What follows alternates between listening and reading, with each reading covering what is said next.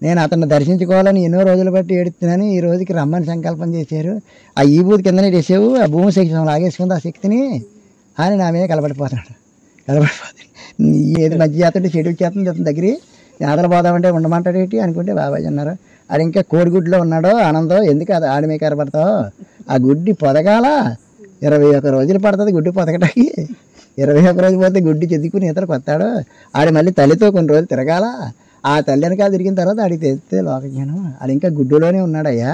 ఆడిని ఎందుకు బెదిరింతున్నావు ఇందాక బట్టి నువ్వు వచ్చావు కదా బయలుదేరన్నారు. వచ్చావు కదా బయలుదేరన్నారు. అన్నం పెట్టండి బాబాజీ అన్నాడు. అన్నం తిన్నా ఖాళీ ఎక్కడ ఉంది నీకు? అన్నం బాబాజీ అన్నం పెట్టకూడదురా, అన్నం పెట్టినా ఖాళీ లేదు, అతను ఇక్కడ ఉన్నాక లేదు, లోనికి వెళ్ళి బిస్కెట్ల ప్యాకెట్ గ్లాస్ పాలు పెట్టరా అన్నారు. ఆ పాలు తాగి 2 బిస్కెట్లు తిన్నాడు. అక్కడ నడిచే అన్నారు. అంతే అక్కడ నడిచేయమన్నారు. నడిచేయమన్న తర్వాత మళ్ళీ నన్ను వదలడు, ధరా నువ్వు అంటున్నాడు అండి. అతనికి నాకేదో ఫ్రెండ్షిప్ అన్నట్టు రారా అన్నాడు, తిడుతున్నాడు. మళ్ళీ రారా అన్నాడు, తిడుతున్నాడు. అది తీసుకెళ్ళి డగ్గలో అయితే అది తీసుకెళ్ళి 10 రూపాయలు ఇవ్వన్నాడు. ఇచ్చాను. అతను 10 రూపాయలు నాకు ఇచ్చాడు. ఆ 10 ఏమో వేయ తెల్లగానే చానాలు ఉండి. నేను పోతా చెప్తున్నాను నీకు, అతన్ని కొంగు మాత్రం వదలకన్నాడు. నీకెన్ని కష్టాలు వచ్చినా, ఎన్ని బాధలు వచ్చినా, ఎన్ని శ్రమలు వచ్చినా వస్తాయి. అది సంస్కారం విడుదల చేసుకోవడానికే వస్తాయి. అప్పు చేసుకుంటాం కదా, వడ్డీతో పెరుగుతుంది కదా, అది ఏనాటికన్నా రుణం తీర్చాలి. ఆ రుణానికి కష్టాలు బాధలు వస్తాయి. నాన్న ఆయన కొంగు మాత్రం నీ చివరి శ్వాస వరకు వదలకు. ఆయన సర్వాంతర్యామి.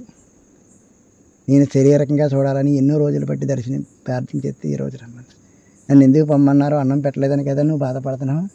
నేను నిద్ర సుఖం లేకుండా నడాలి భారతదేశం అంతా. రాత్రిళ్ళు పగలు నడాలటండి, ఒకసారి కాదు.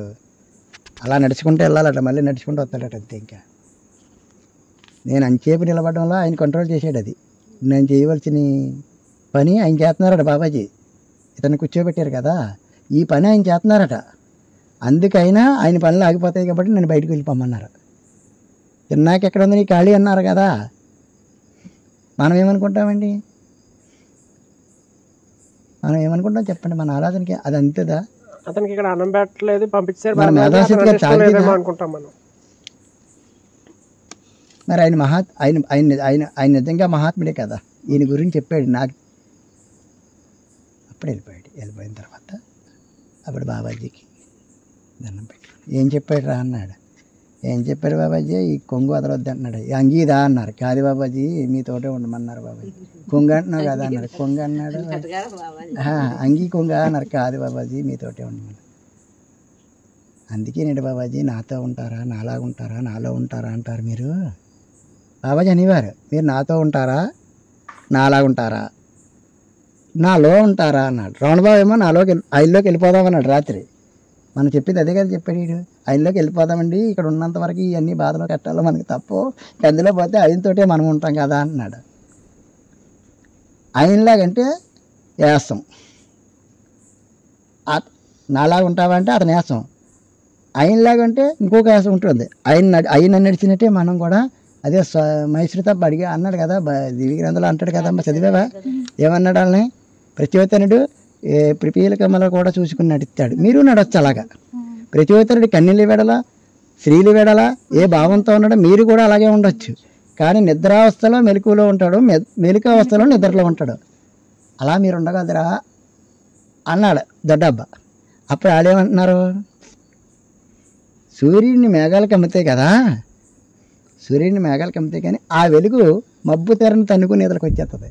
మేము కూడా మాయని తన్నుకుని బయటికి వెళ్ళిపోతుంటాం అన్నారు. అంటే మనకి దాని అర్థం ఏంటి? మనకి ఏదో మాయ వస్తుంది, ఏదో మిద్య వస్తుంది, మనం అనుకున్న పని అవ్వదు. బాబాజీ వామని చెప్తే అవుతుంది అన్నారు. అక్కడ ఉన్న వాళ్ళు అందరూ అన్నారు, మేము తిరిగామండి బాబు, మేము కట్టెలు వేసాము, నూనె వేసాము, నిద్ర 3 వరకు కూర్చున్నాం, అవ్వలేదు అది. దానికి అలా చెప్తారు అక్కడ వాళ్ళు. ఏదో మనకి అదేమీ నాకు ఎక్కలేదు అంటాడు. అది మాయేగా, మిద్య అదే. దాన్ని తన్నుకుని పోవాలా. అది అవ్వలేకపోయినా అవ్వినా అది నీకు అనవసరం. అది అవ్వకపోతే నీ మంచి జరిగినట్టు, నీ మంచిగా. అది అవితే అది నీ మంచిగా.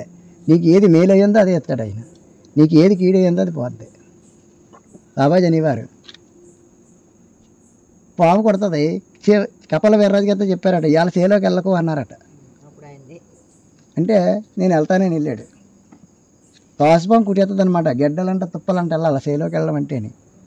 ఆ గులాయిలోని తోసపాము ఉంది, కాలేజ్ ఎత్తాడు అనమాట. కాలేజ్ ఎత్తే కుట్టేస్తుంది. దానికి ముందు బాబాజీ చీమ కింద వెళ్ళి కుట్టారు. చీమ కుట్టినప్పుడు చూశాడు పాముని. అప్పుడు వచ్చాడు పెద్దాపురం మళ్ళీ పరిగెట్టుకుని. ఆ తప్పు మన్నించి బాబాజీ. పాము కోటిని చీమ కోటితో తప్పించారు. ₹1,00,000 పోయిందని ₹1,00,000 పోతాయి. ₹1,00,000 పావులు తెస్తే ₹1000 పోతాయి. ₹1000 పావులు వచ్చింటే ₹100. ₹100 పావులు వచ్చినప్పుడు ₹1 అన్నా పోతుంది. మరి అది కూడా పోకూడదు అంటే ఇక దానికి మనం ఏం చెప్పలేమని మరి బాబాజీ. అంటే అది జరగాలన్నమాట ఆ క్రియ. బాబాజీ ప్రతిదీ విడమరి చెప్పేవారు. ప్రతిదీ విడమరి చెప్పేవారు. వీళ్ళు తెలియని వాళ్ళు ఇలా చెప్పకూడదు అని ఏమి ఉండేది కాదు. నువ్వు అడిగితే ఏం చెప్పన్నా చెప్తారు ఆయన. నాకు తెలియకపోతే తెలుసుకుని చెప్తానంటున్నారు కదా ఉపన్యాసాల్లోని. నాకు అంటే తెలియదు ఏమి ఉండదు అంటే అలా కూడా చెప్తారు ఆయన.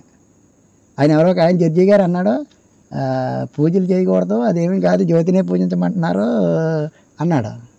అవును అన్నాను. పూజాతము ప్రార్థన మధ్యం మౌనం ఉత్తమం ధ్యానం ఉత్తమోత్తమం. పూజ అంటే ఏంటి? ఇప్పుడు పూజ చేస్తాం, ఆ రోజే ఆ పని అవుతుంది, మర్నాడికి ఆ పూజ పని చేయదు. ఇవాళ ఉన్న పప్పు రేపు పాసిపోద్ది. ప్రార్థన చర్చిలో చేస్తారు కదా ప్రార్థన, పచ్చిత్త ప్రార్థన, కొబ్బరికాయ కొడతాం కదా, అలా కళ్ళ నీళ్ళు వచ్చి హృదయం పవిత్రం అయితే ఆ ప్రార్థన కొంతవరకు వెళ్తుంది. దాన్ని మించి మౌనం. మౌనం ఎందుకు? మన ఊళ్ళో కుక్కలు అరుతుంటాయి పల్లెళ్ళలో. బాబు ఇవాళ కుక్కలు అరుతున్నాయి, ఎవడో బాధీలో ఉన్నాడు, అమ్మ మాయమండ కుక్కలు ఎక్కడ అరుతున్నాయి, దొర కొట్టండి బాబు, ఎవడో చచ్చిపోయేలా ఉన్నారు అలాగ అరుతున్నాయి అంటారా పల్లెటూళ్ళలో? అంటే మౌనంగా ఉంటాయి కాబట్టి అడ్డు తెలిసిపోతుంది అన్నమాట. సరే, మన కళ్ళ ముందే తెలుస్తున్నాయి కదండి. 6 నెలలకి తుఫాను వస్తుందనగా చీమలు ఇవన్నీ కూడా జాగ్రత్త పడతాయి. అండమాన దీవుల్లో తుఫాను వచ్చేటప్పుడు వేణికి యజమాని కేకలేసి గోల పెట్టి వినలేదు. ఆడు ఎందుకు అరుతుంది దేనికి అనుకుంటున్నాడు. ఆడి చెప్పేసింది గొలుసు పేపర్లో పడ్డది. అప్పుడు తొండాను చుట్టుకుంది ఆడిని, పట్టిపోయింది. తుఫాను తాకిడి వచ్చి దూరం దాటించేసింది ఆడిని. అది ఎప్పుడు మౌనంలో ఉంటుంది కాబట్టి దానికి ఆసక్తి జ్ఞానం మొత్తం. ఆ జ్ఞానంలోకి వెళ్ళినప్పుడు ఈ 17 తెరలు ఉంటాయి కదా ఆకాశం, అందులో సౌండ్ వస్తుంది అని. అదే క్రీస్తు అంటాడు, ఆది ఎందు శబ్దం దేవుని ఎందు దేవుని లోకమునికి వెలిగాను.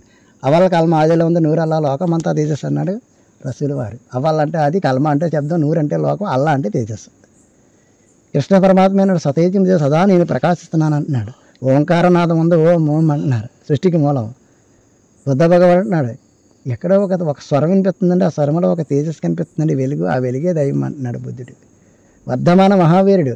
300 రోజుల్లో 60 రోజులు 40 రోజుల్లో తినేవాడు. ఉన్న రోజులు తినేవాడే కదా అతను.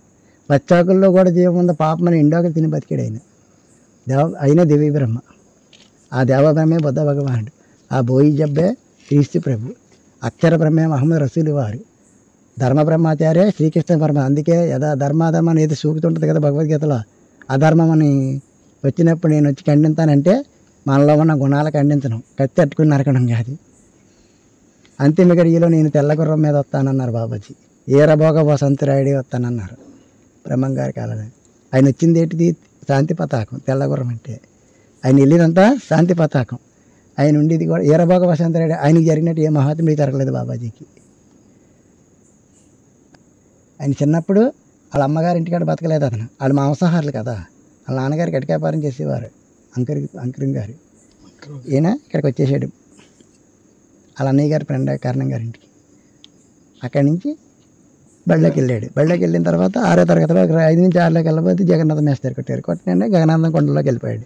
కొండలోకి వెళ్ళిపోయినన్నీ ఇతను తీసుకొచ్చారు. టైలర్కి అప్పు చెప్పారు. టైలర్కి అప్పు చెప్తే మిషన్ ఇంకా బత్తాల ఉండీలు అనేవారు. బత్తాలు ఇప్పుడు అంటారు ఉండీలు అంటారు బత్తాలని. ఉండీలని కూడా నర్సీపట్నంలో పోటీ పెట్టారు. అప్పుడు కంపెనీలు బయలుదేరాయి అనమాట. ఇప్పుడు ఈ చూడు, ఇప్పుడు కొనుక్కోకుండా కుట్టుకోకుండా తొడుగుతున్నారు కదా బట్టలు. ఏంటి అంటారు? రెడీమేడ్. నాకు ఈ పేర్లు తెలియవు సరిగా. ఆ రెడీమేడ్ బట్టలని అప్పుడు బాబాజీ మిషన్ కుట్టి ఈ టైంలో కంపెనీలు బయలుదేరాయి అనమాట. మహాపట్నాల్లో, చెన్నై పట్టణంలో అని, హైదరాబాద్ కంటే చెన్నై పెద్ద అప్పుడు గొప్ప. అలాంటి పట్టణాల్లో అక్కడి నుంచి ఏం చేశారంటే ప్రతి టౌన్కి వెళ్ళి టైర్లను ఎంచుకున్నారు వాళ్ళు. అంటే బాగా తెలివైన వాళ్ళు తీసుకెళ్ళిపోయి ఈ బట్టలు అవి కుట్టించి వాళ్ళు పంపనాకి. అప్పుడు నర్సీపట్నంలో పోటీ పెట్టారు. పోటీ పెట్టినట్టు బాబాజీ గారు గురువు గారిని కూడా రమ్మన్నారు. బాబాజీ ఏం చేశాడు? గురువు వెనకాల వెళ్ళాడు. గురువారానికి వెళ్ళి నాకు టేబుల్, నాకు కత్తిరి, నాకు క్లాత్ ఇమ్మని కూర్చున్నాడు. ఓ రాదు నీ కత్తిరి టేబుల్ అంటే వేయడని గురువు అంటాడు. నీకు బత్తాలేని రాదు, నీకు టేబుల్ కత్తిరి నీకెందుకు అంటాడు, నా ఊసి నీకెందుకు, నాకు ఇమ్మన్నారు బాబాజీ. అప్పుడు ఇచ్చారు. ఆయన అడుగుతున్నాడు కదా, మరి పేసీ పెట్టి అడగడంలో మామూలుగా అడుగుతున్నాడా, ఖచ్చితంగా కుట్టివాళ్ళకి అడుగుతున్నాడు. ఖచ్చితంగా నేను రాస్తానండి పరకి, మీకేంటి బాధ ఇవ్వండి అంటే అప్పుడు ఏం చేస్తాను, మేస్టర్ ఇవ్వదా, రాయరా బాబు ఇందు మీరు రాయి, నువ్వు నిజంగా రాస్తే అప్పుడు తీసుకెళ్ళి అందులో జాయిన్ చేస్తానంటది. ఆడి పోరు బళ్ళాక అందులో బాగా రాస్తే అప్పుడు తీసుకెళ్ళి అక్కడ రాయంటుంది. అప్పుడు బాబాజీ కట్ చేసాడు, క్లాత్ పట్టుకొని కట్ చేసి ఒక గవ్వను కుట్టాడు. వీళ్ళు ఇంకా కొలతలు కొలుచుకోవడం, ఎలా కట్ చేయాలా అలా కట్ చేయాలని వీళ్ళు అటు ఇటు ఆలోచిస్తున్నారు. ఈయన అప్పుడే కట్ చేసేసి కుట్టేశాడు. కుట్టేసి అలా పడిచారు. ఆ గవ్వను ఎవరో కొట్టలేదు అలాంటి డిజైన్. నాన్న మీరు ఏ ఊళ్ళో ఉంటారు, వచ్చేయండి చెన్నైపట్నం, మీకు ఇంత జీతం ఏర్పడు. నేను గొడ్ల కొట్టినాక రాలేదు ఇక్కడికి, నా పని వేరే ఉంది, నేను మిషన్ కొట్టిన. అప్పుడు ఆయన పేరు అహమ్మద్ అసలు, అప్పుడు దాకా బాబాజీకి ఆయన పేరు అహమ్మద్. బాబాజీ పేరు మీరు విన్నారా, బాబాజీ అసలు పేరు అహమ్మద్. అప్పుడు పెట్టాడు ఆయన పీర్ అహమ్మద్ అని. పీర్ అంటే దైవంతో సమానుడు ఇతనని. ఆ గవ్వని కుట్టిన తర్వాత అహమ్మద్, పీర్ అహమ్మద్ అని పెట్టారు ఆయనకి. అప్పుడు బట్టలు కొట్టడం మానేసాడు.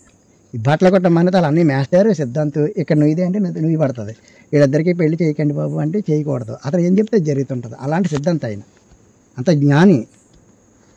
అప్పుడు ఈ ఏది చెప్పినా చిన్నబాబు వినలేదని పెళ్లి చేశారు అక్క కూతురిని, అమ్మగారిని.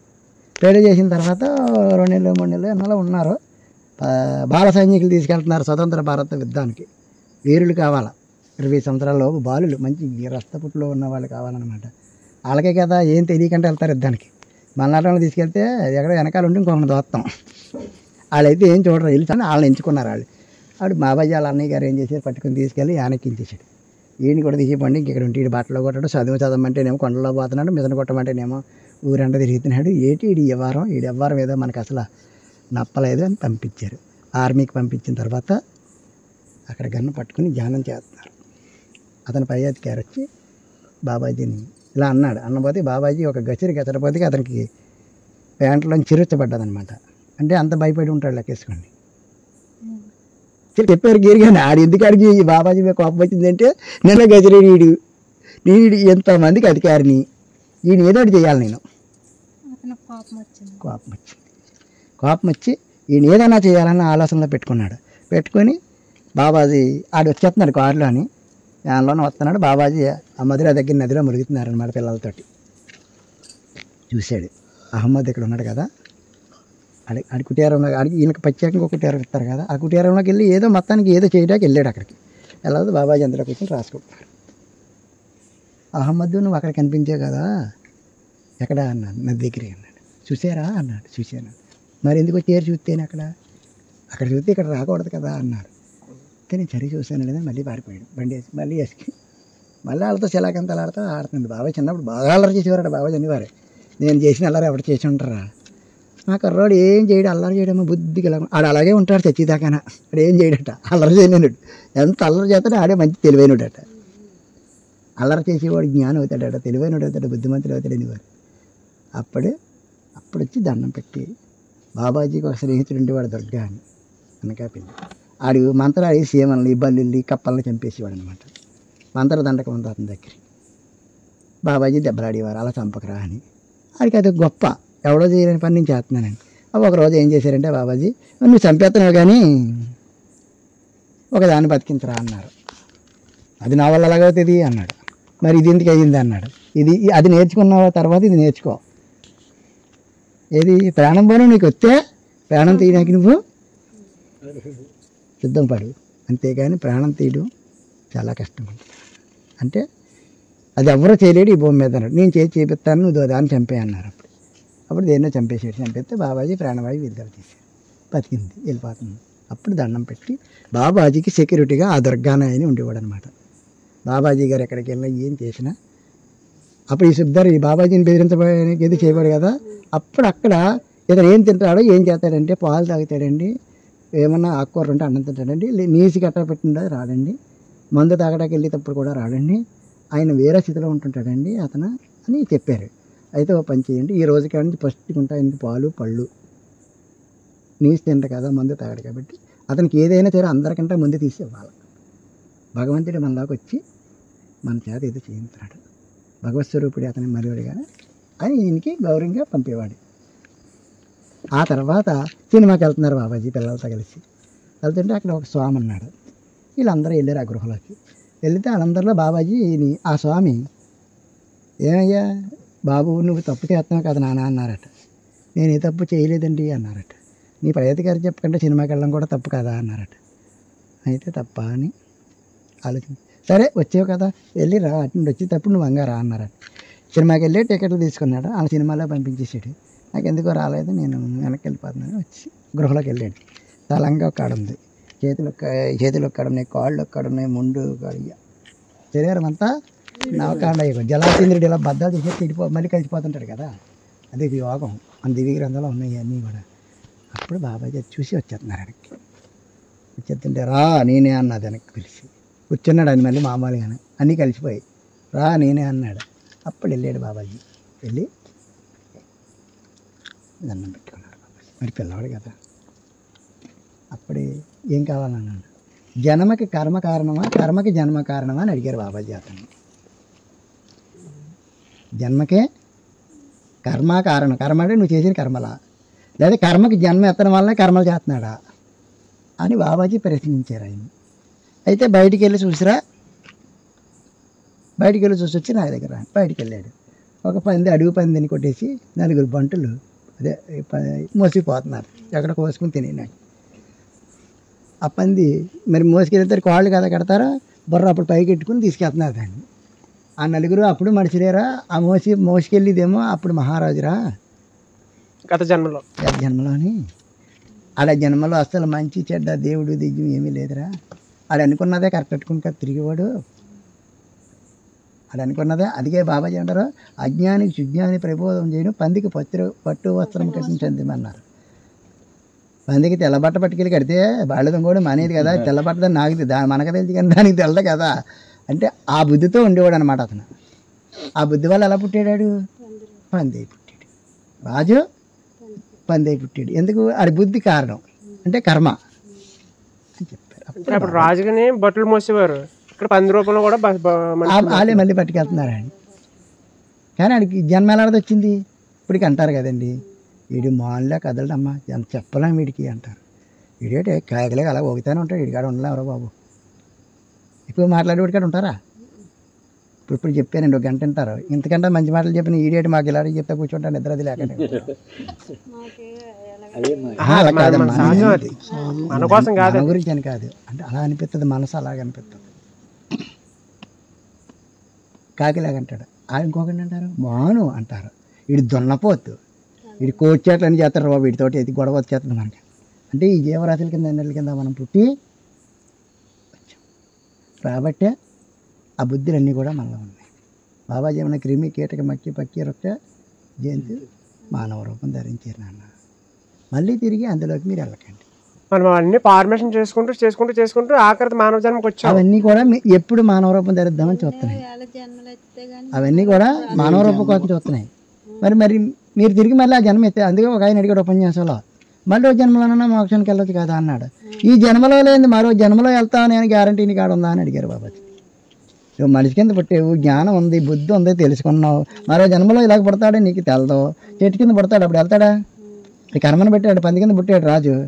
అది ఎన్ని జన్మలకు మళ్ళీ మానవ రూపం అవుతుందో వాడు సంకల్పాలు పెట్టి. దానికే కథ చెప్తాడు జడపతుడు అని ఆయన. తపస్సు చేస్తుంటాడు. ఆ నదిలోనేమో లేడి పిల్లని వినేసి నది ఆతల పారిపోయి, ఆ పిల్ల ఏమో లేడి అక్కడ ఉండిపోద్ది. ఆ తల్లినేమో ఆ సింహం చంపేసింది. ఈ లేడి పిల్ల ఇక్కడ ఉండిపోతే ఇతనేమో మహర్షి కదా, ఈ లేడిని నదిలో దానం చేశాడు. నదిలో చేసి మరి ఇప్పుడు మనం ఉన్నాం, ఎవరో ఎందుకు మనమే ఉన్నాం. మనం అహింసవాదులమే కదా. మనం చూస్తుండగా ఏదో ఒక ప్రాణం బాధపడుతుంటే అందరూ కూడా అయ్యో అయ్యో అయ్యో అయ్యో అయ్యో దాన్ని చూడండి అమ్మ, దాన్ని జాగ్రత్త పెట్టండి అమ్మ అని అన్నానంటారో ఎవడో వెళ్ళి తీయన్నా తీస్తాడు.